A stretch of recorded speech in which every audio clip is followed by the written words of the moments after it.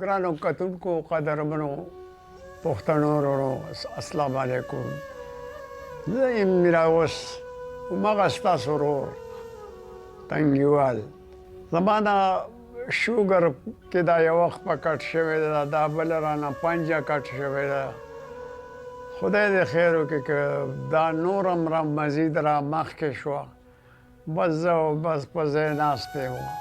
اوس به د خپل عمر باندې تنګ یم، ژاړم ځکه چې د ګټې وټې مې څوک نشته. د خندا په ځای دعا ته ارزومند یم، د خندا په ځای دعا ته ارزومند یم. په ما خاورې اوس انبار دې خاندمه، لاړه تېر شه چې تېرېږي بس دورانو. دغه عمر و د باد په شان روانو، که دولت په ډېرو ټوکو زیاتېدلی نو میرا اوس په د تنګي د کلي خانو.